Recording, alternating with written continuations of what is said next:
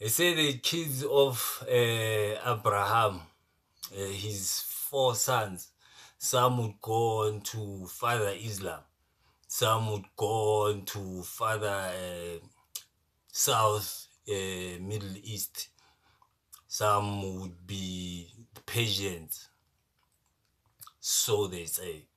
So now they are in Egypt. There's a famine in Canaan. So they go to Canaan first. They grow up in Canaan, your descendants or your Israel. And then when there's a famine, they go to Egypt.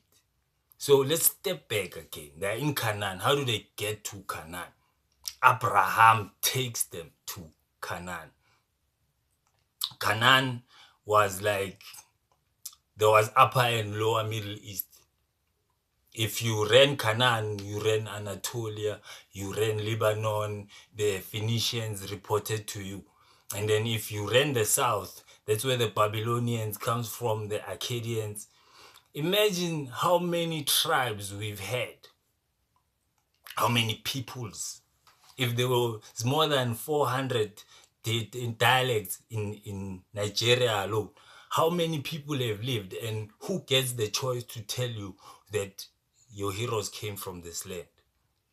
So now, how do they get to Canaan?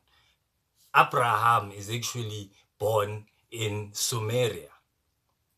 They will tell you that the attacked the Sumerians, and then that's how the Sumerians fall. No, the were attacked by the Greeks, the first invaders of the Middle East before Alexander. Why is it that the Greeks and the Romans only had the specific same land? Because that's the land they knew that they had been invading. If for generations, if it's not occupied by one of us, they tried. Stick with Abraham. I can teach the subject.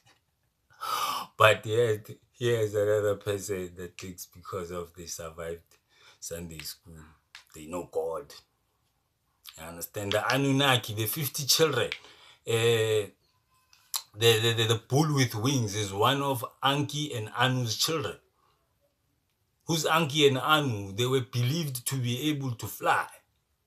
So instead of telling you that your gods come from here, no, they preach theirs. And they take everything that you know and they use it against you. Who married Tutankhamun's sister? Who took his place? Who told him to go to war? The high priest. Take maize out of Africa. What did we eat?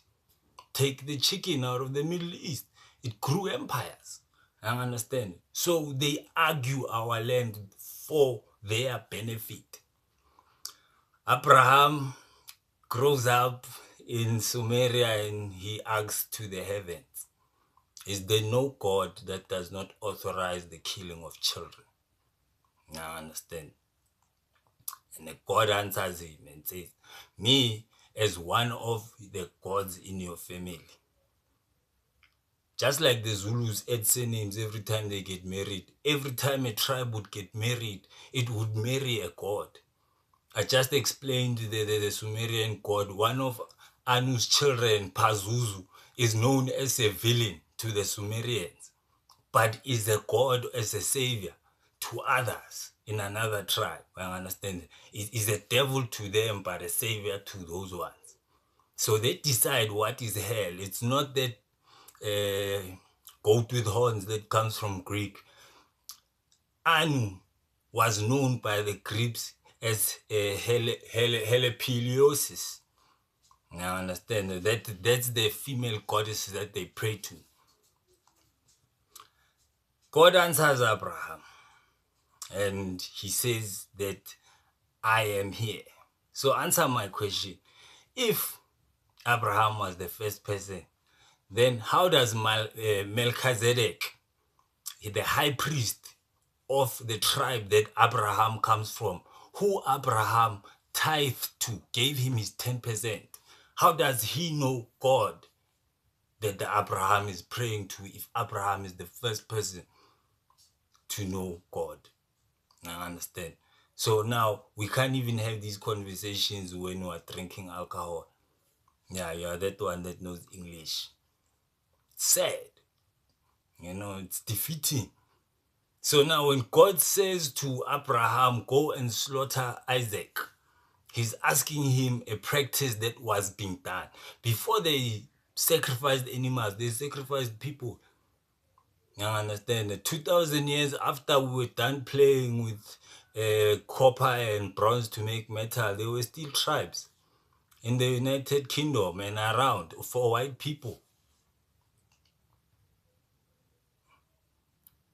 Could go on for this subject forever. But then God sends an angel to Abraham and says that you don't have to sacrifice your own son for me. That's the kind of God I am. So Abraham does not live this crazy rich life. In fact, he struggles. He's just the person that the story starts with. So if I were to be your Abraham, I would take you back to being pagans. Because of the old gods is how we know who we are at the time. Subject for another day.